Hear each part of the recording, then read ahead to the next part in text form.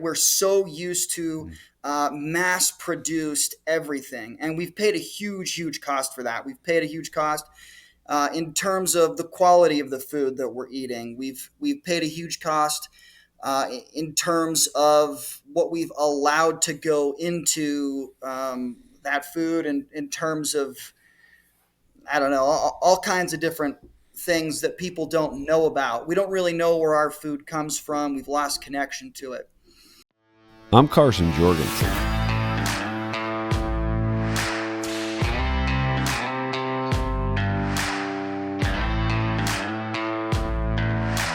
And this is the Carson Jorgensen Podcast.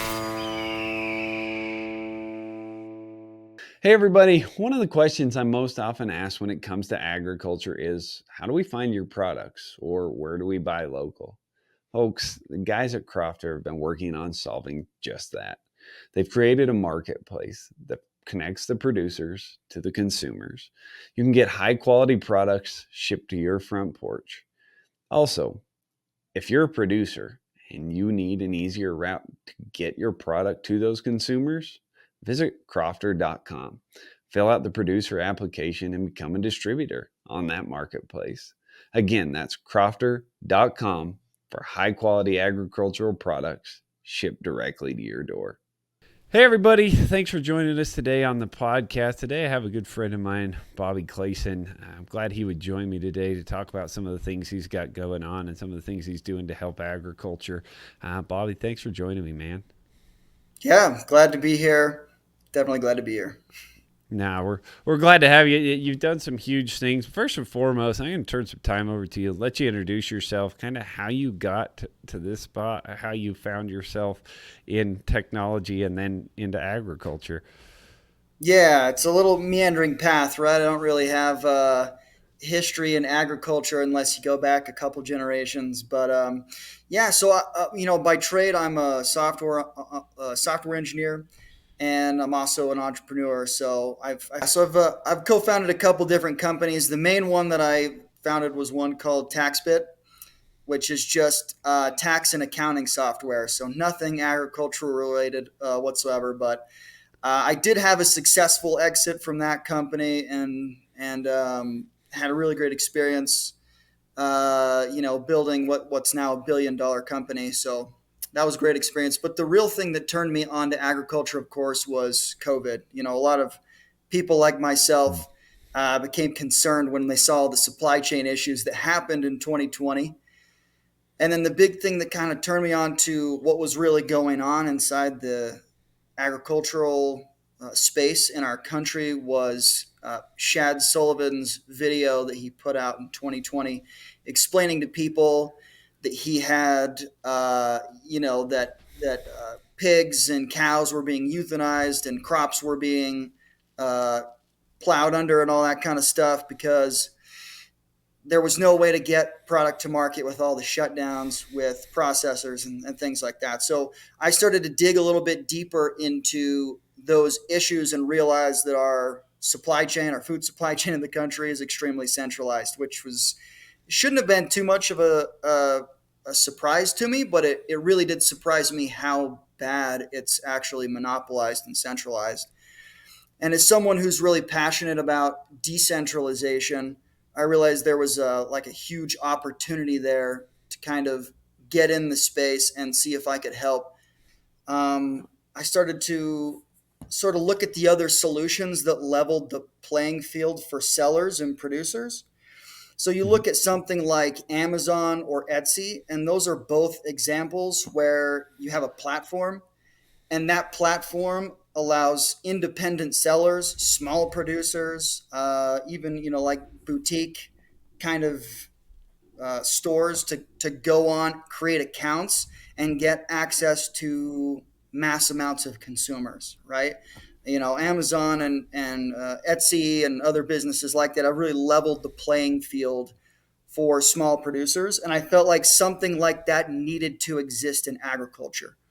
So we've built what is, I would consider, an online farmers market, right? So basically, that allows consumers to shop for food from their local farmer, right? They can go on and they can shop for, search tomahawk steak or whatever they want to find on there, and they can find local farmers and buy directly from them, and then they can either go pick it up or it gets shipped to them. So that's kind of the basics of how I got into this. No, and I think that that's important to know because usually the problem comes first and the solution comes later, and recognizing that there was a problem. And going back to Shad's video, I mean, most people don't even know that this actually happened during COVID. And I've talked about it a few times and referenced it a few times. But there was an email that went out from the USDA to farmers and ranchers across the country where the federal government was offering and telling people that they were going to come in and euthanize market ready animals because they didn't have the ability to get them to market. And literally, while shelves were empty in grocery stores across the country, the federal government was euthanizing animals that were ready to go to market that could have been used to feed people. This was happening in turkeys and pigs and cattle. It was happening across the board, and people don't really know that that happened, and it was a terrible thing. And we wasted tons and tons of livestock as well as tons and tons of taxpayer dollars, and what a waste on both ends. And there's nothing more discouraging to a farmer rancher than to get your stuff ready to go to market and then have the federal government come in and destroy it and bury it. And it was a terrible deal. So I'm glad that you recognize that. I'm glad that Shad's video made it across. I mean, it was big time there for a bit. As far as your app goes, Crofter, I've talked about it a bunch. I've advertised for it a bunch. I'm a big believer in what's going on. What we've seen in agriculture was the centralization, the monopolization of the industries. I mean, 85% of the beef industry is controlled by the big four. 78% of the lamb and sheep industry is controlled by two people. So this is a very centralized, and the more centralized it gets, the more grip they have on it. And as we've seen with social media, it's kind of leveled the playing field against mainstream media. You're seeing the same thing as you mentioned with Amazon and with Etsy and with TikTok shops and everything like that. You're seeing that decentralization. So where do you see it going forward? Because I know that you're just really getting into it and it's really starting to heat up now. Where do you see this going, and how do you guys plan to capitalize on that? Yeah, for sure. First of all, to talk about something you just said, all people really saw during COVID was like empty shelves. And Mm-hmm. the average individual is so detached from our food supply chain and the actual farmer that they had no idea what was going on behind the scenes. They didn't, I don't think anybody was really thinking, even if they noticed that there was a lack of meat on the shelves, I don't think they really thought about what the farmer or the rancher was going through during that time period. And so to have it, the big thing that Shad's video did was it just made it real. It made it transparent. It made it that it was a bigger issue, and that I'm paying a little bit extra for hamburger, but at the end of the day, that's not really, I'm not losing my livelihood, while plenty of Right. ranchers out there are losing their livelihood. The direction that I see this going here is what we really need to accomplish, I think, is twofold. The first thing that I'd like to see is a general change in consumer behaviors, right? We're so used to mass produced everything, and we've paid a huge, huge cost for that. We've paid a huge cost in terms of the quality of the food that we're eating. We've paid a huge cost in terms of what we've allowed to go into that food, and in terms of, I don't know, all kinds of different things that people don't know about. We don't really know where our food comes from. We've lost connection to it. But at the end of the day, what I'd like to see is, I would like to see people be able to purchase more localized, right? Have a local market where they can choose. You think about, I think I heard somewhere, for example, that Tyson sells under like five different brands or something like that at the Sure. supermarket, right? They create all these sub brands and create the illusion of choice, but you don't really have choice, and they can say Mm-hmm. whatever they want.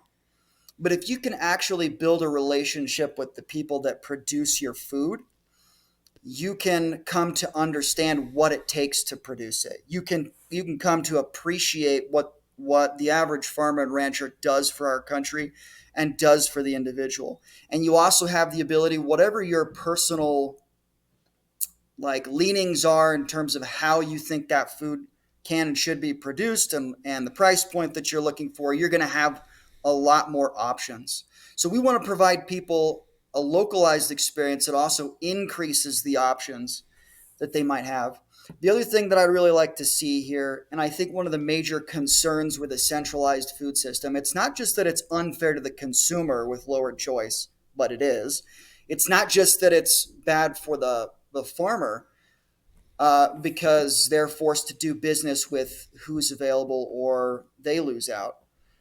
It's also actually a national security issue, right? I mean, we actually Sure. have a situation where our current food system has resulted in lowered production inside the United States, massive consolidation and lowered production to the point where last year we became a net food importer, which is bizarre. Like if you go back to Yeah. the history of this country, like when boats became capable of crossing the Atlantic in like a 2 week time period, this is like post Civil War, Sure. our wheat production literally changed all of Europe. Like most people don't Mhm. know this, right? But post Civil War, our wheat production was so high, and we were exporting such massive quantities that governments in Europe were capable of funding themselves predominantly by tariffs from our cheap wheat. And that had like a mass impact on the wealth not just of ourselves but of those people. And now here we are. We've gone from that point to a point where we are no longer feeding ourselves. And if we're not feeding ourselves, who's feeding us? And Sure. what happens when there's geopolitical tensions that shift or suddenly cut off one of our suppliers?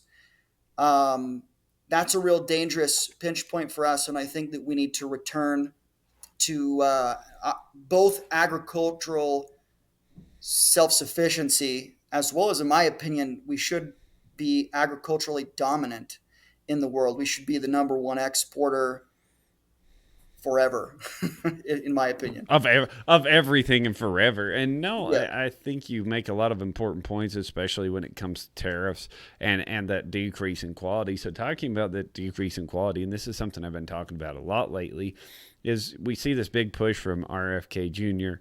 And a lot of people at the top level, like, our food quality is declining in this country. And I completely agree that that is the case. But Yeah. nobody ever correlates the fact that we just became a net importer of food for the first time. Yes. That we continue to import more and more food, and yet we're not correlating that to the fact that our food is declining and the quality Yep. of our food is declining. And that's something that people need to look at themselves and actually understand Yes. that the reason why everybody's blaming the American farmer and rancher for it. And guess what? It's not. It's all this food that we're bringing in for other countries. And are Yes. farmers and ranchers here in the United States perfect? No, absolutely not. In our quest for cheap food, we have come up with some processes that are probably not the most efficient, not the best way to do it. But we do have 1% of the population feeding the other 330 million people in the United States. And so we had to find that fine line between both, but people should have that choice. And I think that that's where what you're doing fits in really well. The other thing you touched on there, and I think we're going to see a lot more of it under this new administration, is tariffs. Our country Yep. used to be pretty much solely funded via tariffs, Yes. and people talk about, okay, the tariffs hit. They hurt us really bad when Trump put the China tariffs in. And that's 100% true. But what people don't understand as well is, okay, when Trump instituted the China tariffs, they hit corn and soybeans. The Chinese retaliated and stopped taking corn and soybeans. Well, so the first year it goes to basically nothing. The next year it's up 3/4 of where it was. The year after, it's back to normal, and now it's back up, and they're importing more than they ever have corn and soybeans from the United States back to China. The point being The rest of the world needs our market. They want our market and they want to play hardball, but they don't have it in them to play hardball. And so you're going to see, Mhm. I believe, within this administration, tariffs and tariff rate quotas used to even out the playing field because the American farmers and ranchers are getting absolutely taken advantage of by everybody across the globe.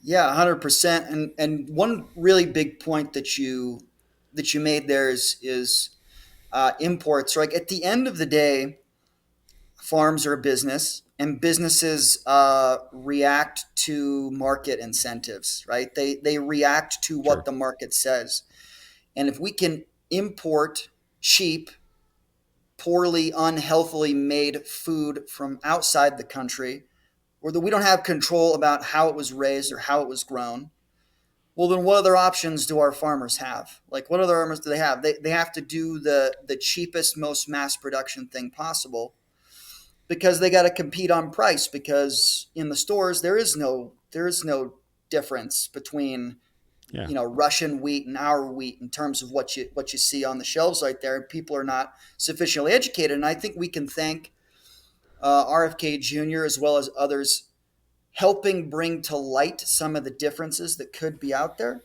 But if we don't have mandatory country of origin labeling, if we don't have different forms of what you could call informed consent on our food, like at a minimum, we need to have some type of informed consent about what we're consuming and how it was grown, so that at least the consumers can make a choice.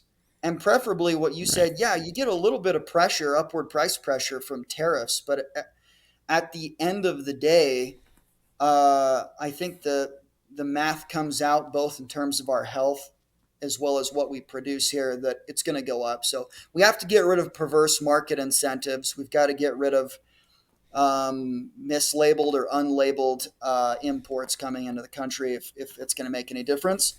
And that's I think kind of where Crofter can kind of come in, is we can come in and say, for a fact, we don't allow anything from outside of the country to be sold through our app. Everything that you buy was grown or raised right here, and you can actually, on the market, each of our producers has their own page with a bio that talks about their practices, their family, who they are, what they do, what motivates them.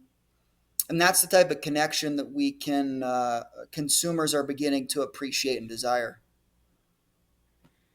Sure, sure, and that brings us back to being connected to the food supply and people understanding how vulnerable we actually are as a country. And again, I hope with this administration that that becomes a priority. That protecting our domestic food supply becomes a priority, Yeah. as well as deregulation, because that's something that's driving this as well. And I know for a fact that you've struggled with that and you've seen firsthand what happens via regulation and how we're able to sell meat. So, how, as Crofter, do you kind of find your way around that? How do you work through those things? And where do you see that going as well? Yeah. So I mean, I look at this and I really feel like, oh man, there's a lot to that piece right there. The big thing that we That's a really loaded need, question. it's a loaded question, but what we could really look at here is in terms of things that are outside of my hands, what I really want to see is break apart the massive. It's a really the big four meat processors are a cartel. They act like a cartel. They Sure. walk and talk like a cartel. They're a cartel. They functionally Sure. control production together. They've And been so, indicted like the cartel. yeah, exactly. Yeah, yeah. While we're at breaking up all the fentanyl cartels, let's break up this stupid meat processing cartel. The USDA just has a massive impact on the compliance levels and the amount of regulatory pressure. Unfortunately, in our country, we say we have three branches of government, but really we have four. And the fourth is this massive bureaucracy that hopefully Trump and the Trump administration and his appointments are going to be breaking up. But people don't understand how much power Yeah. they actually have, right? Because what the way they really function is that they have this massive mandate right? It's a very open mandate. And then they write rules, right? Quote unquote rules. And these rules have the force of law, so functionally they write their own laws. Well, then not only can they write their own laws, but then they enforce their own laws, right? That's supposed to be two branches of government, but that's two functions in one. And then prior to this, earlier this year, when the Chevron doctrine was overturned, when we had the Chevron doctrine in Yeah. place, functionally what that meant is if a lawsuit was brought against, let's say, the USDA, for example, the courts were required to defer to the bureaucracies, to the USDA or any other agency's interpretation of those rules and laws. So you had all three functions of government wrapped up into the quote unquote fourth sector of our government, which is the bureaucracy. So we've seen the overturning of the Sure. Chevron doctrine, which is good. That opens up the opportunity for better litigative strategies, right? Better litigative strategies to stop the excessive power inside of bureaucracy. And I hope we see, both with RFK Jr. in his position, we will see a dramatic pullback in their power to come in and completely arbitrarily make, enforce, and interpret rules. And that's going to break up a lot of the monopolies because that is what is enforcing those monopolies is the barrier to entry for the small guy is too high. So I like to see that. And in terms of what Crofter is attempting to do here, is that if you're capable of selling directly to consumers through Crofter, that's going to hopefully give you a little bit more bartering power, a little bit more of the percentage of what you're selling, and money is power. So let's make our farmers and ranchers be capable of earning a respectable living, and then they'll be capable of defending themselves and being independent. Sure, and I think that you make a pretty firm point there. And there's something I want to add to that. It's when meat processors and things like that. There's a lot of people that it touches their hands, and they all take their piece out of it. But with Crofter, what I love about this model is that we remove the middleman, and that's another way that farmers and ranchers can be competitive, is removing the middleman, who then again marks it up again, if not once, twice, before it actually hits the store. And that way, people and consumers are still getting a product that is superior, as well as getting it at a price that is at or below the competitive cost of what you'll see within the supermarket. Yet the farmer rancher is getting the lion's share of that instead of the minimum. Yeah, 100%. The way that this is really structured is that the processor, the distributor in logistics, marketing, all of those components are services being provided to the rancher rather than middlemen standing in the way. All right, which is a very distinct difference. When you have the power to negotiate, to shop between different options, that really changes the power dynamic. So being able to do that really puts the farmer and the consumer in control, and that's where it should be because those are the Yeah. independent voices in our country. You could say the non-corporate voices. That's who should be determining what is sold and what the demand on the market. So Sure. And people often ask me, like, how did we get here? How did we get to the point to where we're at, where big ag controls so much of it, where these corporate monopolies control so much of it? And to me, a lot of it has to do with the golden rule: he who has the gold makes the rules. And yes. farmers and ranchers don't have giant, deep pocketbooks to be able to pay big lobbying groups to do the things they want. They don't have control of the big special interest groups to get them to do what they want. When you have tens of millions of dollars of donations coming to these special interest groups like Farm Bureau and the others. Not saying they're all bad, but they do. They take large donations from these big corporate monopolies, and things continue on as they are. They have power to buy lobbyists. They have power to pay for attorneys. They have power to control people. And that is how farmers and ranchers have really lost, because they can't pay to fight these things, and they don't have enough power to band together oftentimes to be able to push back against these big companies.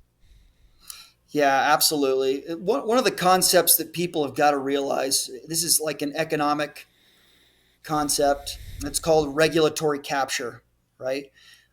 In our Mm. country, we are a republic, but unfortunately, the way that we function, money talks too loud when it comes to all of that type of thing.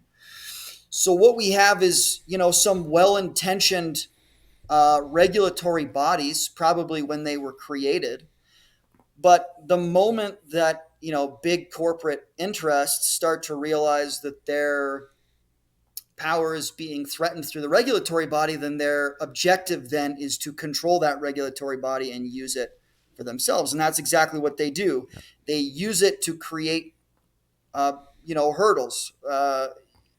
People don't recognize that a lot of the regulatory compliance that everyone has to comply with is much more burdensome as a percentage of revenue for the small guy than it is the big guy, right?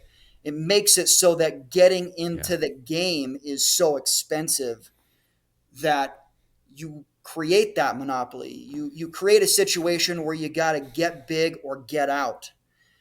And so that's what we've seen in our country. It started out with, World War One and World War Two, where we needed mass production. And so a lot of the things that we shifted to sure. in terms of our agricultural practices came from needing to feed the war effort. Um, the Yeah. outgrowth, the unfortunate outgrowth, We is a never lot of recovered though. we never recovered. Yeah, we never went back. We never went out of that phase, and that's exactly what we've seen.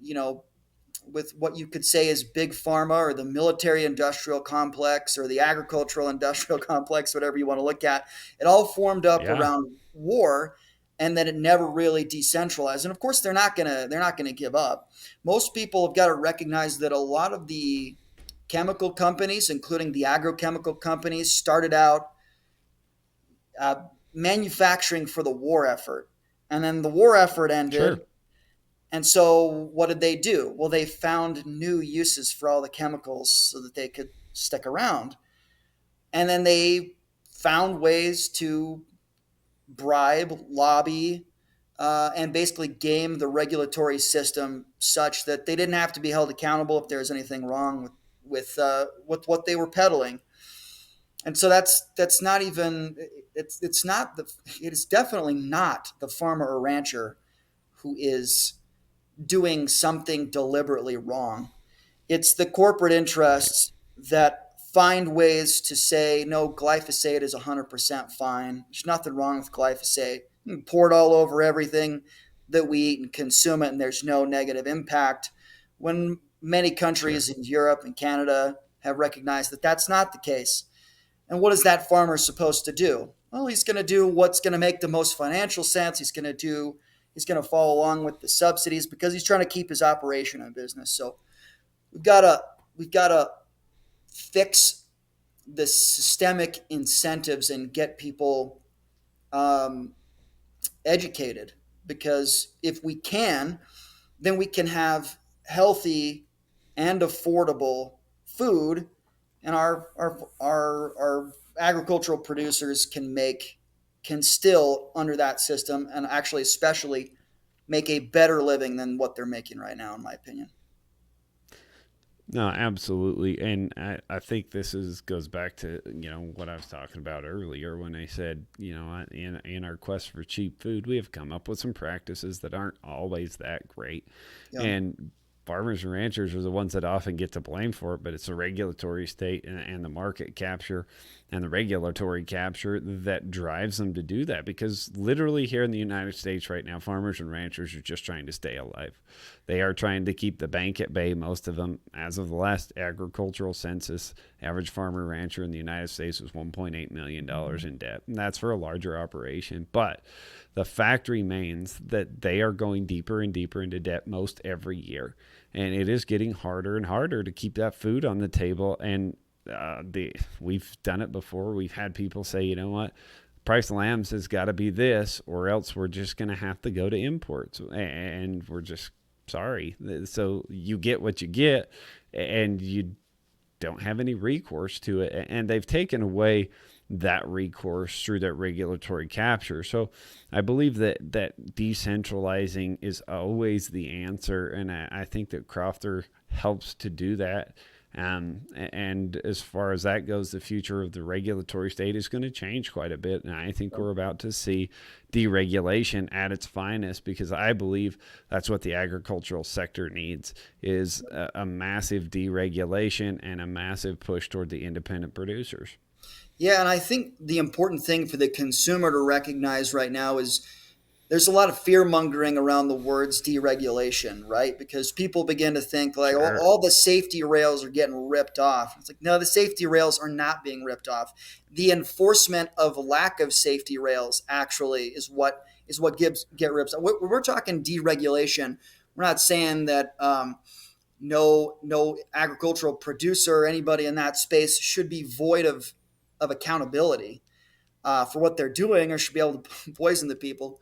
What we're really talking about is all Yeah, the sure. unfair rules that make it impossible to have a fair playing field, right? That put an undue burden on the small guy. Because at the end of the day, the thing that makes our country great is the power of the individual. And that power of the individual is not only centered in our vote individual by individual as a republic, but also in our ability to own our own land, our own property, and have our own businesses. And you look especially at the cattle and the sheep ranchers out there today that are still independent. I mean, they're almost entirely multi generational because it's almost impossible to get into the business at this point. But they're like the last Yep. vestige of the spirit of independence in our country. Uh, and that power is being squeezed out of them. And if they lose it, we all Yeah. lose it. And so recognize that Yeah. deregulation is leveling the playing field while keeping us all still plenty safe and a lot healthier. Yeah, for sure. And the other thing too, this is a private property rights issue, and our country is founded on the fact that it is a private property rights. And farmers and ranchers are on the front lines of the private property battle. They are between the general populace and the administrative state, because farmers and ranchers own the most private property of anybody in the Yes. country. When you look at how the land is divided and how animals and assets are divided, farmers and ranchers own a vast majority of the assets and of the land and of the private property. So they are always first and foremost in the crosshairs of these three-letter, organizations trying to get at private property, because there is a globalist agenda that wants to destroy your ability to own private property. They want it to be one solution. They want the government Yes. to own it. They want to tell you how to eat, what you're going to grow. I mean, go ask the folks in Europe how that's going for them. When the government tells you what you can and can't grow on your place, how to do it, when to do it, it doesn't work. And that destroys exactly what you're talking about, this engine entrepreneurial spirit, this ingenuity that comes out of what makes America actually great. And I think that is their ultimate goal, is to squeeze us off the Yes. land and for them to ultimately control the whole thing. Yeah, because to not own your own land is literally the definition of serfdom, right? It's a system that we Yeah. escaped over hundreds of years of evolution and revolution and resistance to say we don't want to be serfs on our Lord's land. We want to be individual landowners. And the other thing to look at there as well is, to consider, like, one of the things I think a lot of people need to understand that you touched on about property rights is they have to understand how our judicial system works. Like in America, our judicial system works a lot on precedent, right? Every time a judge goes to make a decision that they know is going to impact not just something against a criminal, but is going to create a precedent for everybody, They're looking at the history. They're looking at what judgments have been made, at what judges have said in the past, right? So, like Yeah. the average individual doesn't feel a huge pinch against their property rights on their little quarter-acre lot or whatever it is they have, but the rancher does. And all of the arguments Yeah. that are being used, which include environmental and health and whatever other garbage that they use, a dozen things that they use to take and pull away that right to control your property, is all creating precedent that can be used against anybody eventually and everybody eventually. And that is their agenda. That is Yeah. 100% correct. Their agenda is to create that legal precedent with the largest independent landowners in our country so that they can turn around and take away anybody's property on the basis of global warming or environmentalism or the common good or whatever other precedents that they're setting. So again, I know probably most of the people that watch this are farmers and ranchers and they get this. But if we're talking to consumers, if we're talking to the average individual who's not in the agricultural space, they have got to become aware of this fact and see that the front lines for their property rights are actually out at their local ranch, the ranchers that are around them, Sure. and they've got to come to that fight before it comes to them.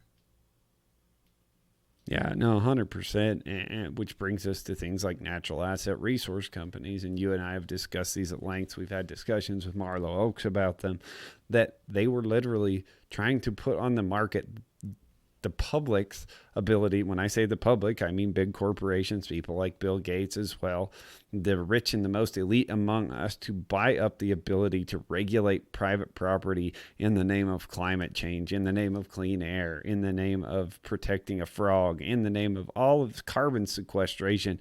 There were all these things where they could buy up the ability to control your land how they saw fit. This almost happened a year ago, and yet nobody talks about it, and you don't see them screaming from the roof.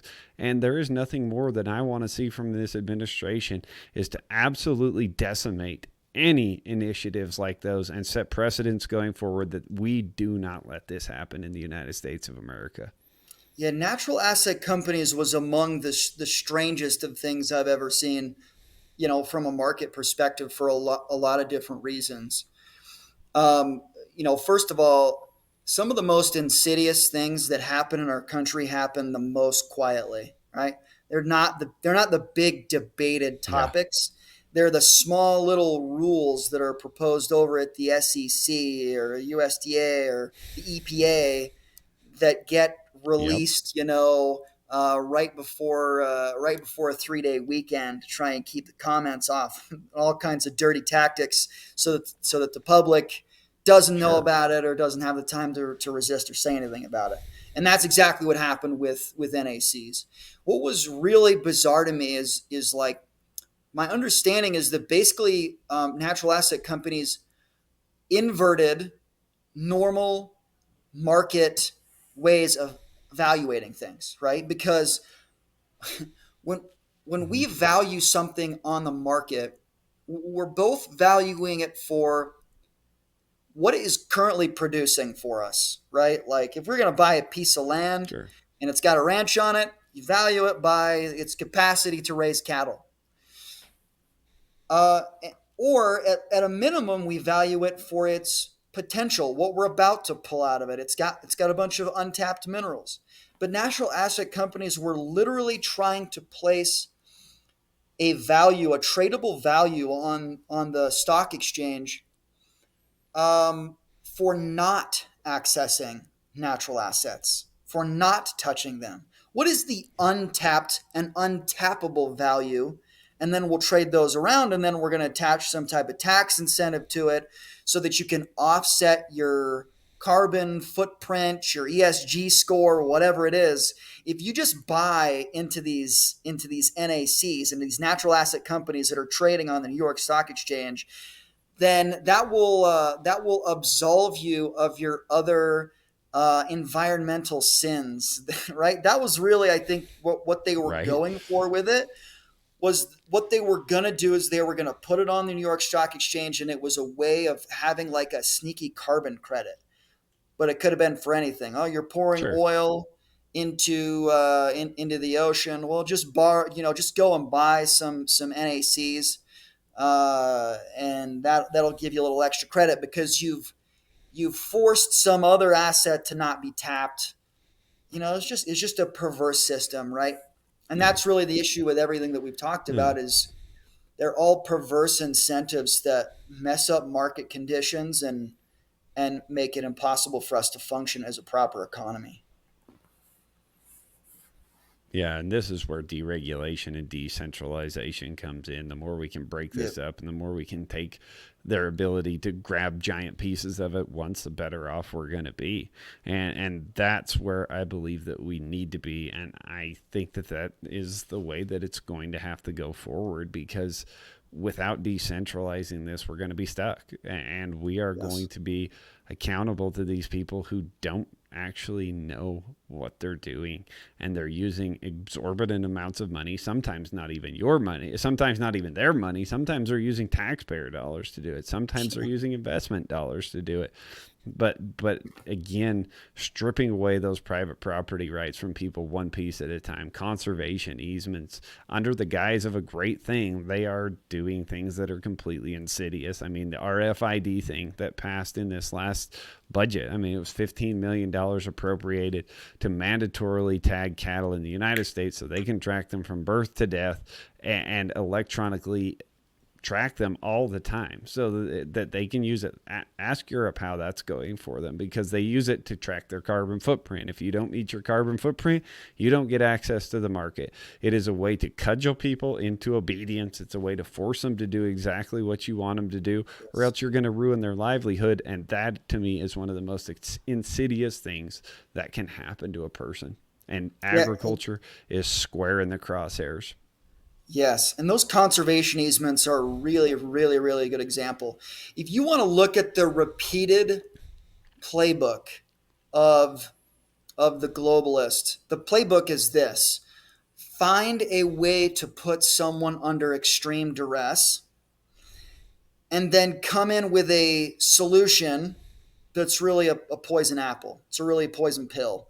It's really Yeah. the problem masquerading as the solution. And I don't think there's any better example than that than conservation easements. Because basically what you have is Yep. you got farmers who are financially strapped. They have someone show up and say, hey, we can put this under conservation easement. This is going to give you some cash flow. You can still farm on it. There's going to be some restrictions about what you can do, yada yada. It's all in the fine print. But don't worry about it. At the end of the day, it's still Fine your print. property, Yeah. and then it's sitting there in perpetuity, like it's one of the Yeah. things that you find in contract law is that in contract law you really don't see contracts past 100 years, because in common law that's like, well, you can't have a contract in perpetuity. That's ridiculous. It's got to eventually have an end, because who can inherit every single decision of their parents? All right, but when it comes down to conservation Sure. easements, that just goes right out the window, and we can just put this permanent uh, like freezing of how this land can be used on it for every generation. And of course, this is one more point where I don't point the finger at the farmer who feels the need to go into this, because once again, in a lot of cases, they're looking at this saying, well, I either have to lose this multi generational piece of property, or I've got to find some way to make it work. And they're given this false option about what to do. And what they need to be given is real options that pull them towards independence and profitability, and not towards more further dependence on government money. Yeah, because farmers and ranchers don't want handouts. People are like, oh, they want Yeah. subsidies, they want this. The last thing they want is that. But regulation and government spending and all of the above are inadequate trade policies. They are forcing us to have to make decisions that are not good to try and keep family farms intact. They're trying to keep themselves alive, feed their families, and keep the ground Yep. that's been in their family for 200 years. And Yeah. so, again, they're fed these conservation easements that say, oh, everything's going to be okay. We're going to let you keep your land. We'll just tell you how to manage it. But there's a lot of people in the Midwest right now finding out that poison apple was really in there, and they are losing access, and they're building solar farms and they're building wind farms on property, and they have no recourse for it. And they are losing the ability to run their private property in a way that they see fit. The federal government has basically taken it from them under the guise of something good, which all around leads us back to where we were again. Yes, and that is the critical first step, is to put them under duress so that they will accept anything that comes their way out of desperation. That is manipulation 101, right? that's how you Yeah, that's how absolutely. abusers operate. Yeah, and the federal government has been abusing farmers and ranchers too Yeah. long, under the guise and the money of these big corporations, these special interest groups, these green groups, the climate change bunch, all of the above are really after farmers and ranchers, and it's only going to increase in the future. So I have high hopes for what's coming with this next administration, but I don't always love putting my faith in the federal government or in government in general. And so that's why I really appreciate what you guys at Crofter are doing, and really looking to decentralize that and make a place to go for farmers and ranchers to get their products to the consumers in a way that's cheap, that's easy, that's healthy, and the money goes right where it needs to go. Yeah, and I think a lot of people look at. I feel like we saw this in 2016, and we pretty much see it every election, and that is that people who vote put their faith in the person they vote for, and they punch the ballot on November 5th, and then they kind of go like, "Oh, I did my part. I hired the guy. Now the Yeah, guy's going to go fix it." In reality, not only is that unrealistic because no one person or administration can fix all the problems, however amazing this sure. administration can be, let's say it is, it Yeah, still is going to require. I have this feeling now in talking to people that people understand that. And I'm starting to see yeah, more ongoing activism behind this, pushing it along, aiding it on an individual level. And that's exactly the type of attitude that we need. We need to have the attitude that, yeah, all right, RFK Jr., Donald Trump, whoever is over whatever, they're going to do whatever they can do, and let's hope they do some good. But let's seize the opportunity that they provide us to change the market, to change consumer behaviors, to to activate every individual to vote with their dollars and whatever other tools they have to change our system, so that at the end of that 4 years, we don't all cry and go, darn it, I guess those were the golden years. Now it's back to business as usual. We need to be thinking about that. We need to be thinking past the next 4 years and whatever this administration brings. And how do we bring permanent change both to the regulatory environment as well as the marketplace of ideas to re-decentralize this system? And that is, we want to put our brick into that wall of defense against the future at Crofter Market. Again, by putting that power firmly in the hands of the individual ranchers and the consumers and families that they serve. yeah. And the wind is at our back, and I believe that it's time we take advantage of the opportunity that we've been given to make a difference here. So, Bobby, thank you for joining me. Is there anything, where do people find out about Crofter? What do you want to see? I know we're making a big push right now to get as many producers on Crofter as we Yep. can to make sure that those products are there. So tell everybody where they can find that, how they can find that. Definitely, yeah. So the best place to get information is crofter.com, Crofter. If you're a consumer, there's a link there. You can go and look at the shop. If you're a producer, you can go on there and fill out a form. The big thing that we're looking at right now, we've done a lot of testing here in Utah, and we've worked out the bugs of our app, so it is ready to go. And what we're gearing up for is a big marketing campaign starting here at the end of the year, early into next year, and really drive things. We're seeing a lot of positive momentum. We're seeing a lot of opportunity in terms of keyword searches. People are hungry, pardon the lame pun, but they're hungry for good food. They really are. They're hungry for healthy Yeah. food. And so, like you said, the wind is at our back.